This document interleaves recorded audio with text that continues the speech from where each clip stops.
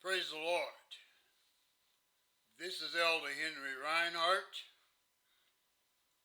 I want to come to you today with a brief teaching message on our schools. This is going to be primarily a secular teaching concerning the situation with our schools, with our school system. And it's going to be primarily a message that is going to be directed at those of you who have school-age children, whether they be in primary, secondary, high school, or college. But this is going to be primarily directed to you who have students that are yet in school.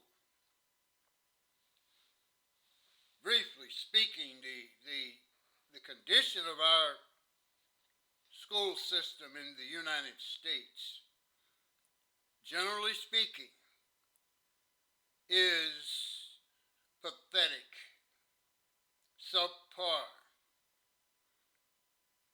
It's not what it should be.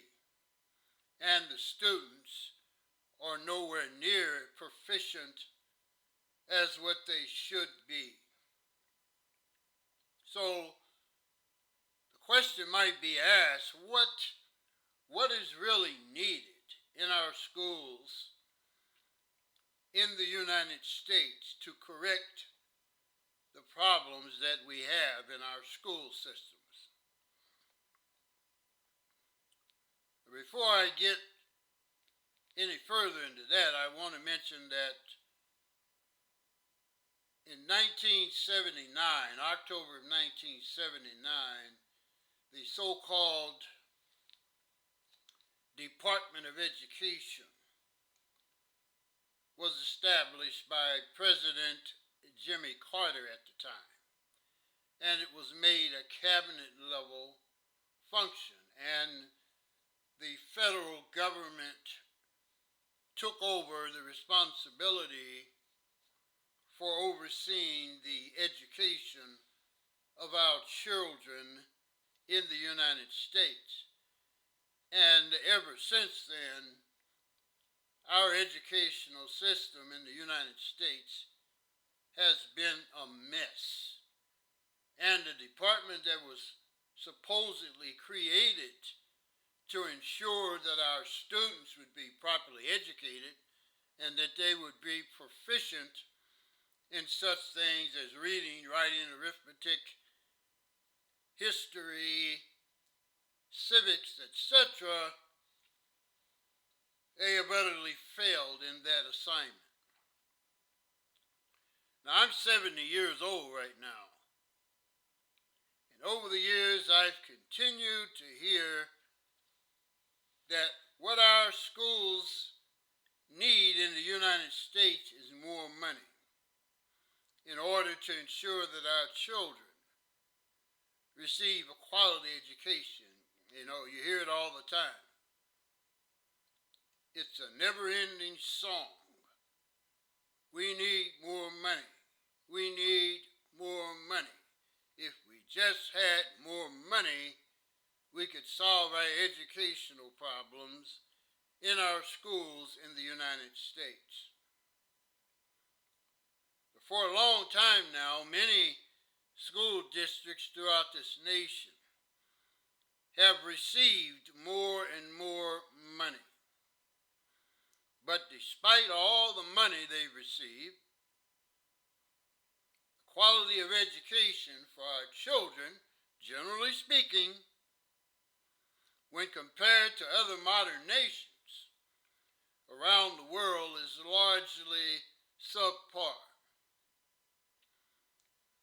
Of late, primary education has really gone off the tracks with CRT, so-called critical race theory, and DEI, the so-called diversity, equity, and inclusion. Both of these are Marxist in their ideology. Both of these theories are Marxist, as a matter of fact. And we have homosexuals now parading around in drag in our primary schools, in the classrooms, teaching perversion and gender reassignment foolishness, taking the primary place of the teaching of reading and writing and arithmetic, and the instilling of the proper respect and common courtesy, and a foundation of morality, and the acknowledgement of God's existence, and the fear of God. Those things have been totally pushed aside. To a large degree, our current educational system is at best a miserable failure. And when I say that, I'm speaking generally.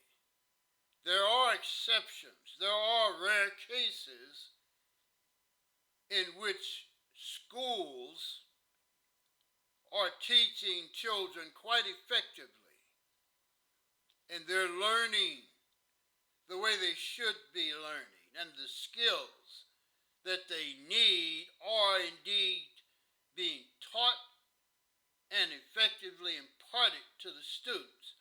But those cases are rare. But there are a remnant of schools that are doing quite well. So for the general situation, the general miserable failure of our school systems in the United States, we need to ask ourselves the question, what is really the root cause or causes of the failure of our educational system in the United States?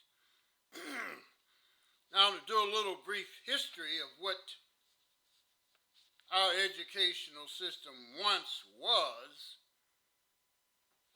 when I started grade school in the late 1950s, there was strict discipline in the homes of the children in our communities. Most of the homes were two-parent domiciles at the time, with the male father and the female mother present. It's really kind of asinine that I should have to say it that way, but I'm saying it that way deliberately because our society has become so perverted that many of our people have trouble defining what a woman is and defining what a man is. And with all this transgender foolishness, this abominable foolishness, you have women claiming to be men of the house, and you have men claiming to be women. So that's the reason why I said what I said. I wanted to be clear that back in the 1950s, when I started school, primary school, most of the homes were two-parent domiciles with a male father and a female mother, as it is, and as in reality, that's the only way it can be. So children were taught the right information about their genders. And they were taught respect for God, and they were taught respect for their elders, and the common courtesies necessary in a civilized environment. Homework was sent home with children on a regular basis, and it was taken seriously by the parents. The parents ensured that the children made the completing of that homework a priority. I can remember to this day my father sitting with us children around the kitchen table as we completed our homework. There were four of us.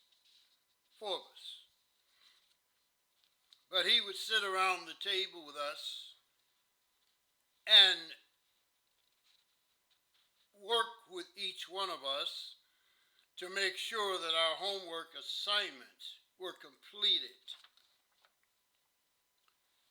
The parents were very involved in PTA meetings, the Parent Teachers Association meetings.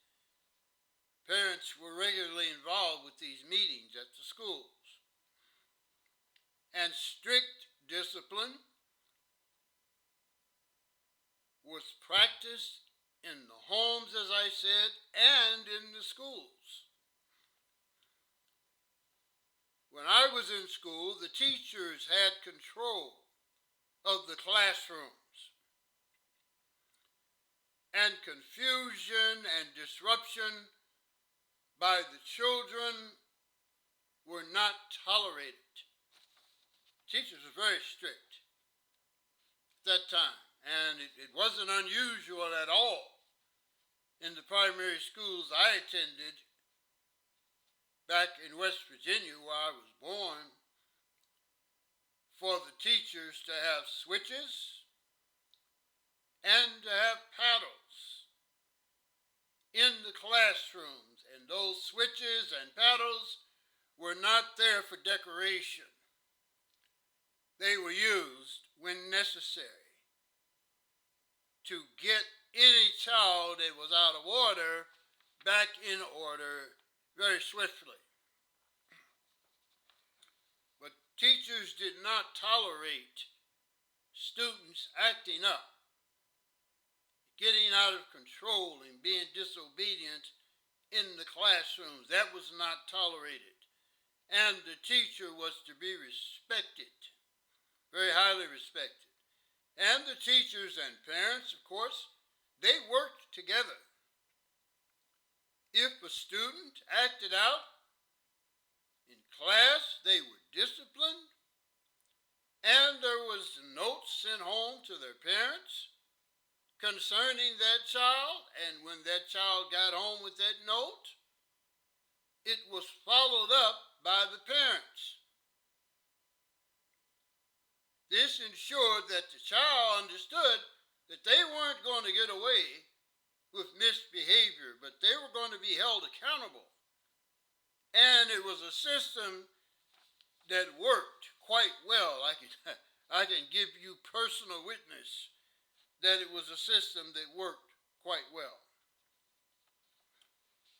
So, the children understood that there were certain expectations concerning their appropriate behavior at home and in the schoolroom. There were consequences to unacceptable behavior, up to and including corporal punishment. Now, contrary to the current heresies that are often heard,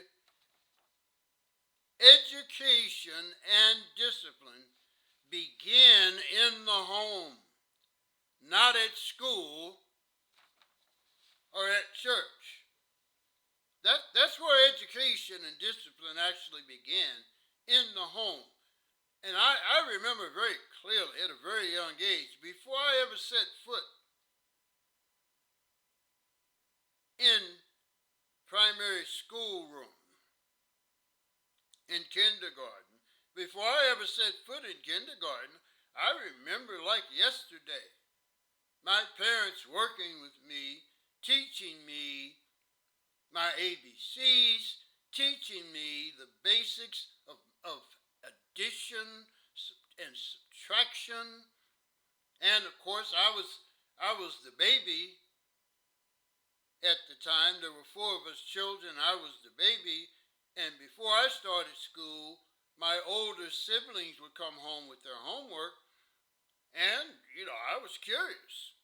I was a pretty bright little child, and I was curious. And so I would come when my father was sitting with them, working with them around the table. I would come, and I would be getting some schooling too. Even though I wasn't in school yet, I would be learning. And, eventually, the result of that was that when I did finally start school, I was ahead of many of the other students because I had already learned a lot of basics at home. So my school district in West Virginia, when I started out, was one of the poorest in the entire nation, in the Appalachian area. It was one of the poorest school systems in the entire nation. Yet the children who attended that school system were among the best educated and brightest children. Despite the fact that we didn't have as much money, that we didn't have the best books, and we didn't have the teachers that came from the best Ivy League or other, recognized colleges and things of this nature, our students received a very good quality education.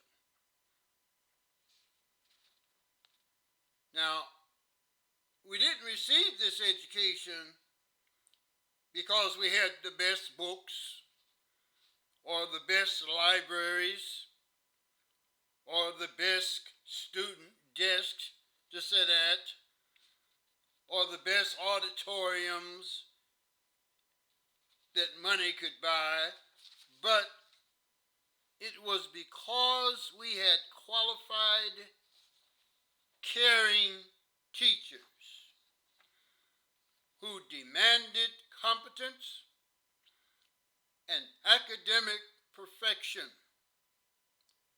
from their students. They demanded it, and they worked with you to help you achieve it. And they were willing to commit themselves to the success of their young students in the classrooms, even when that meant spending extra time with slower students after normal school hours. Everybody is not the same. Everybody's not created the same. And some students are going to be slower than others. And a good teacher realizes this. And the teachers we had back in the time frame when I was a young boy, at times they would ask that certain students that were slower, they were asked to stay over. And the students and the teachers would stay over and spend extra time with those students to help them in areas where they may have needed extra help. They didn't mind doing that because they were truly concerned and dedicated to the learning of their students. In addition, of crucial importance was the teamwork between teachers and parents to ensure that the children were not only receiving quality instruction in school, but that it was reinforced in the homes. Now, to this very day, I yet remember the names of my primary and secondary school teachers, and the impact they had on me played a significant role, a very significant role. in who I am today. I still remember them by name. And, they're long gone. Most of them are dead and gone. But the impact they had on me when I was in primary school is yet with me today. It's yet with me today. The things they instilled in me, not only from an academic perspective, but from a perspective of respect and courtesy. Those things are still within me today, thanks to them. There was never any doubt about the gender of any of my teachers. And I will always hold those teachers in very high regard. Whenever I think of them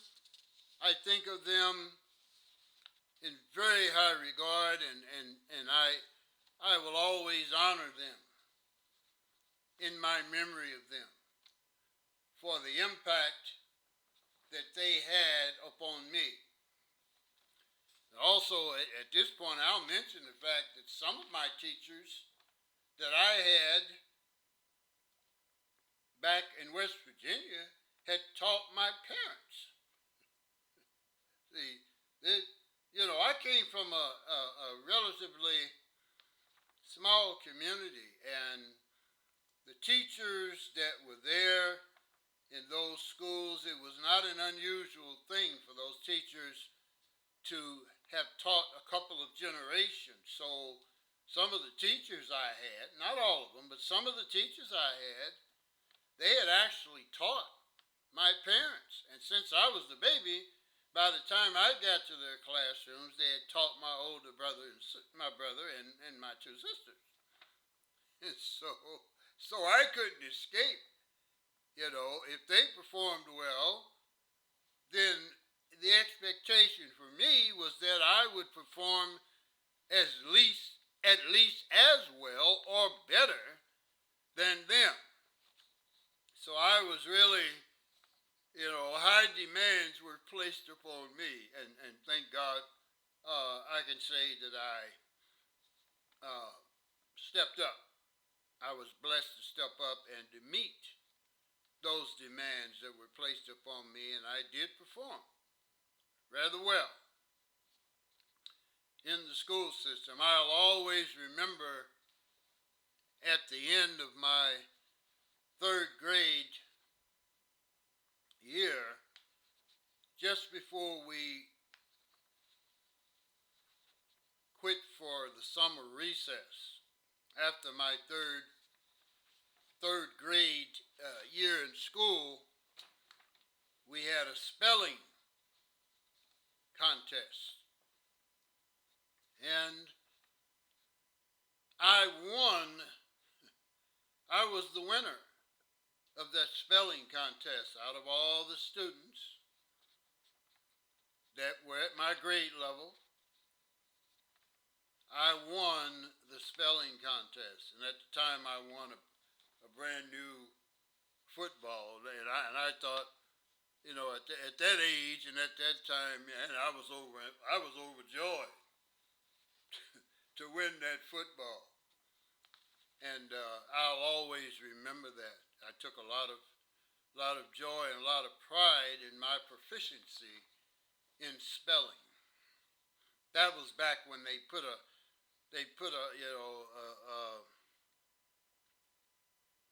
lot of emphasis on students being able to spell and to write proficiently and to write in cursive, etc.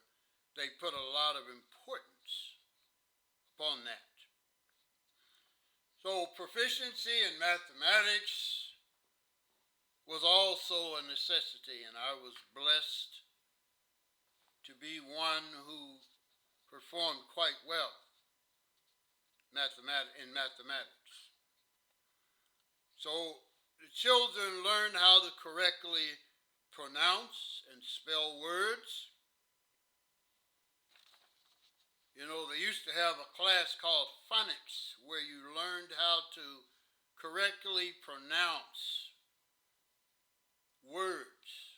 That was very important. And you were taught how to do that. And there was a lot of, it was a very, they considered that to be a very important thing. I don't know if they even teach phonics in schools anymore. But when I went through school, they certainly did. And it was certainly a lot of importance placed upon being able to correctly enunciate words and to spell them. We were taught what verbs, nouns, pronouns, adverbs, and adjectives were, and we were taught how to use them correctly in a sentence.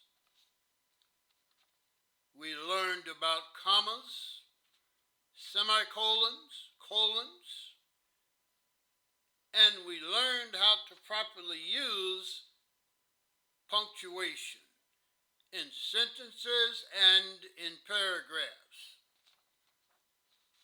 We learned how to write in cursive and how to properly sign our names. Let me interject this at this point. You realize that a lot of schools no longer teach children how to write in cursive?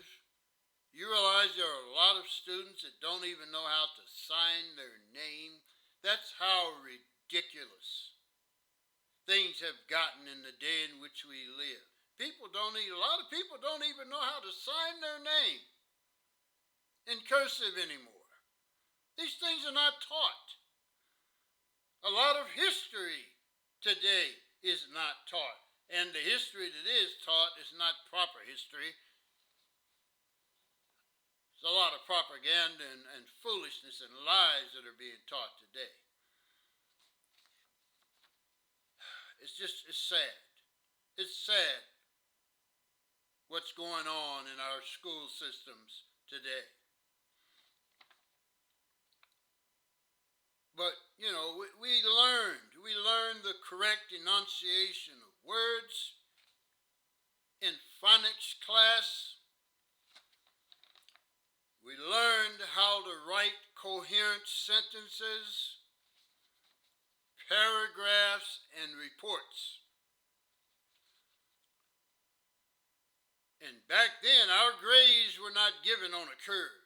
Today you have situations where grades in a lot of schools are given on a curve, what they call a curve. Given on a curve.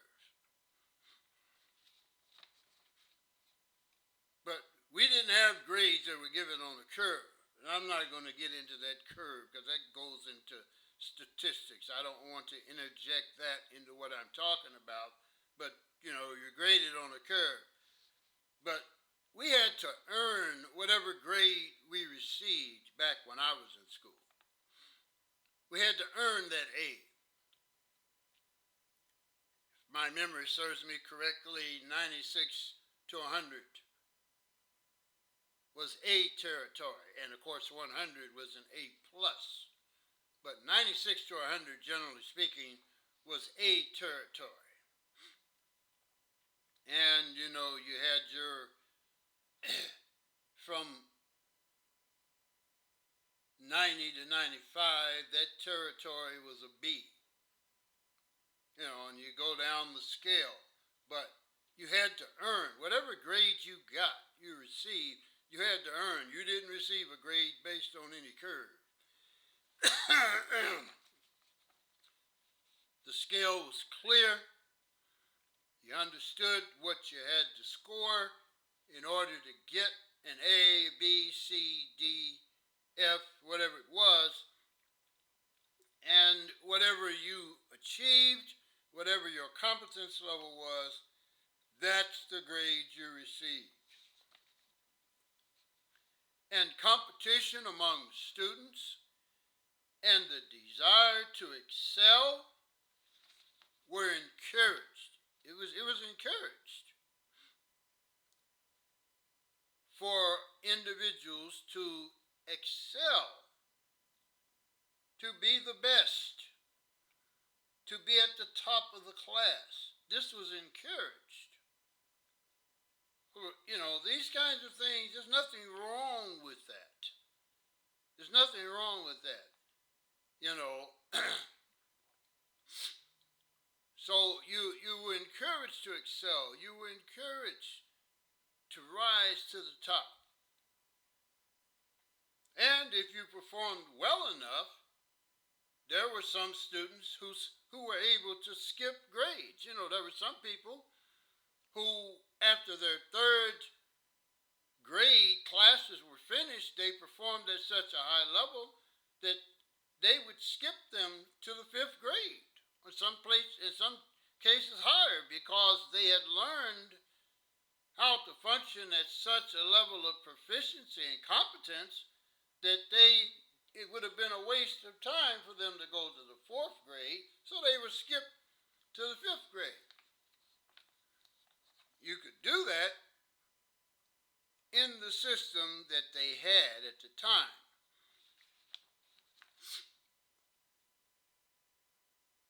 And I might say, you know, you have some students in that period of time and some since that period of time that were so proficient and so competent in their studies. You had situations where, in some cases, 12, 13, 14-year-old boys and girls would go to college. They would start college because of their performance, because of their aptitude. They would actually go to college. It would have been, you know, a waste of time for these students to go through the rest of primary and secondary school, because they already had abilities beyond that level. So they would be allowed to go ahead on. Then they would get them into college.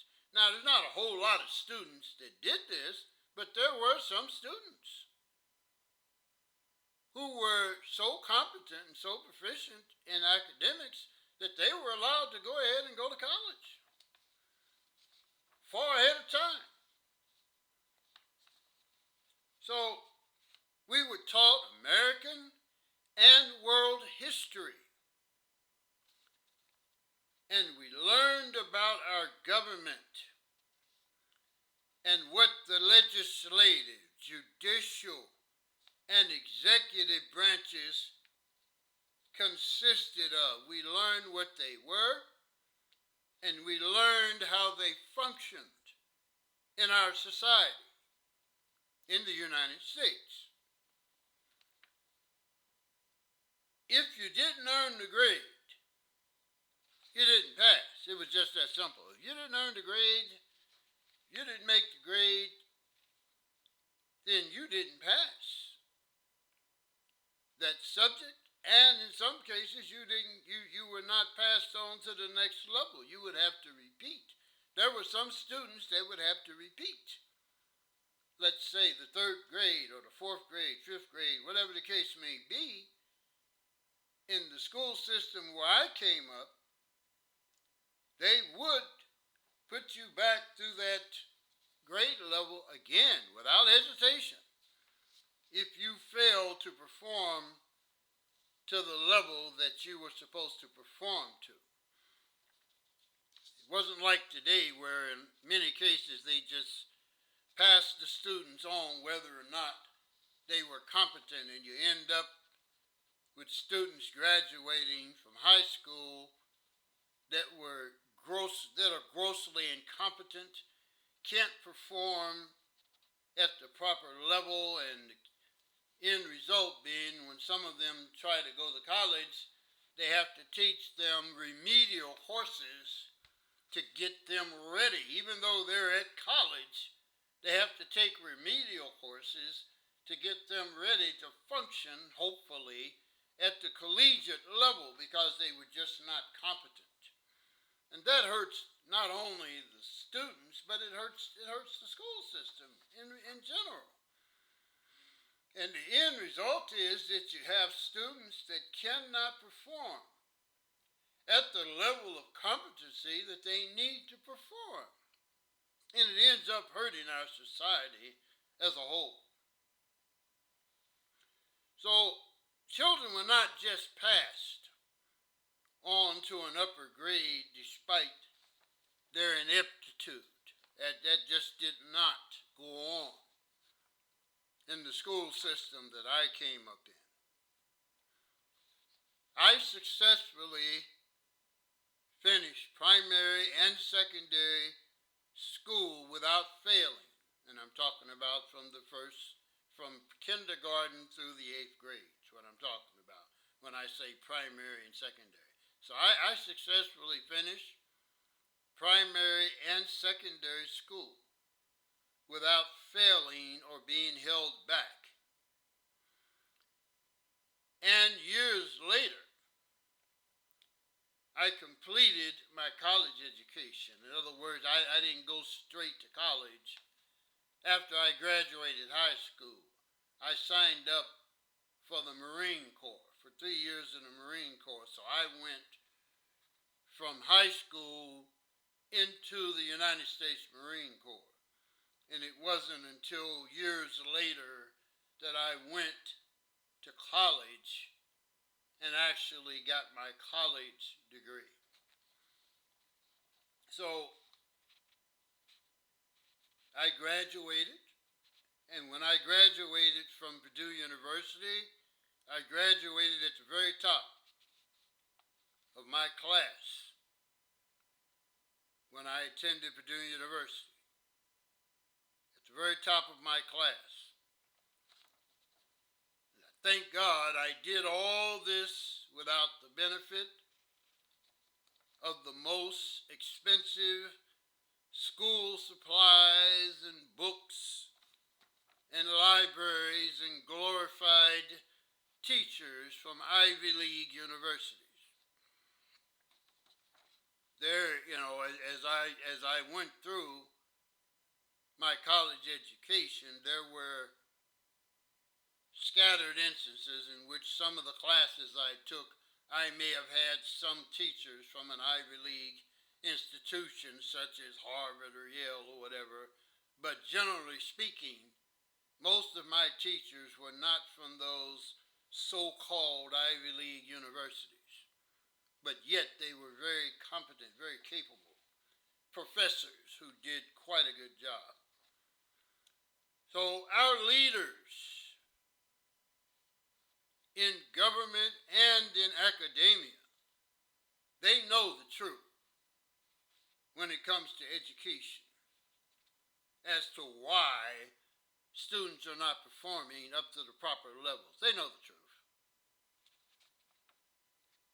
And the answer, they also know the truth concerning money. The answer to the problem is not more and more money.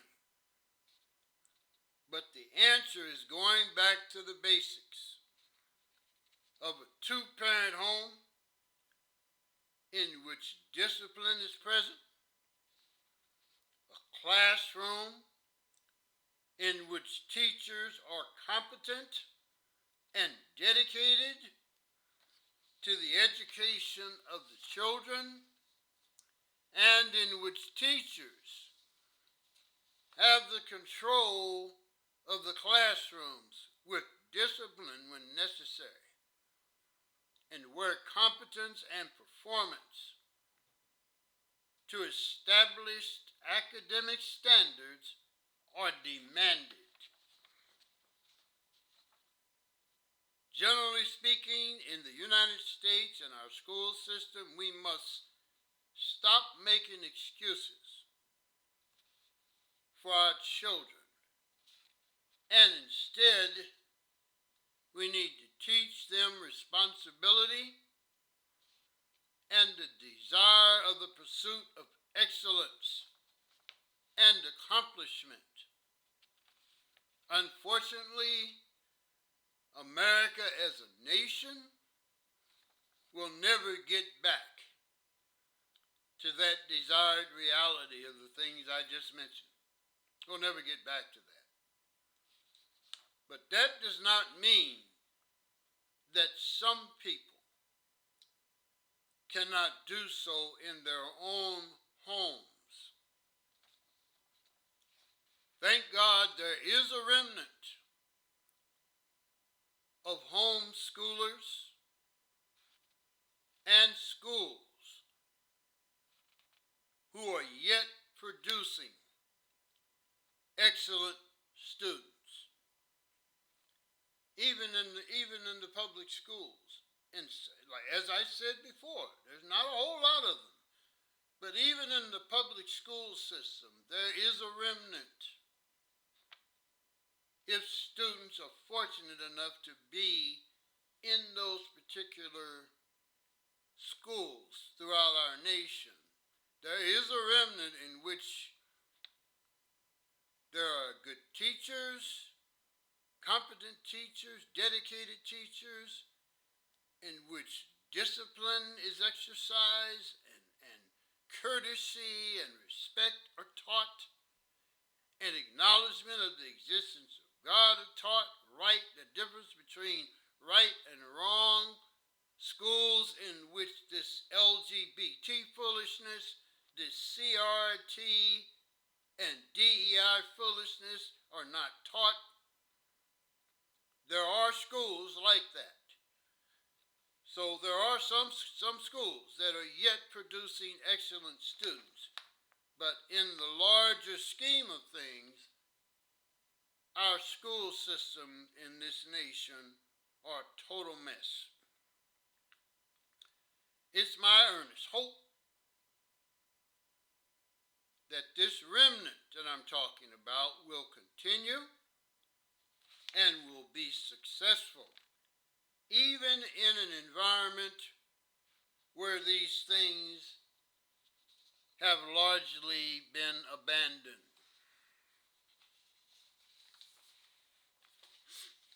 We're at a point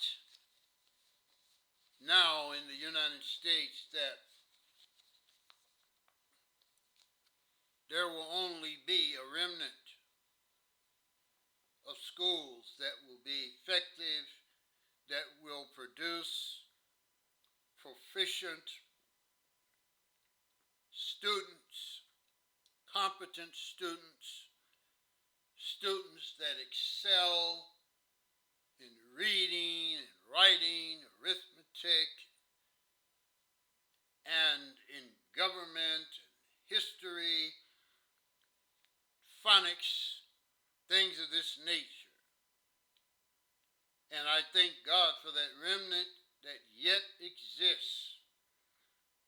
And it's my prayer that they will yet continue to do what they do. And all those who will take the time to hear this presentation, especially Spirit-filled children of God who have children in school, it's my prayer and my hope that you will hear this, that you will take heed, and that you will exercise appropriate discipline in your homes, and that you will be the kinds of parents that will take time out with your students, sit and review their homework, help them to do what they need to do, and to perform how they need to perform in their school. Help them to perform to an acceptable level and to excel. Give them the desire to excel. And if you show the concern and spend the time with your children, and if you ensure that they're raised in a home in which parents show them love and discipline them when necessary and teach them respect and courtesy, if you'll do that, and if you'll be very prayerful, before the Lord as you raise your children, amen, I'm sure that the desired product will be produced where your children are concerned. God bless you.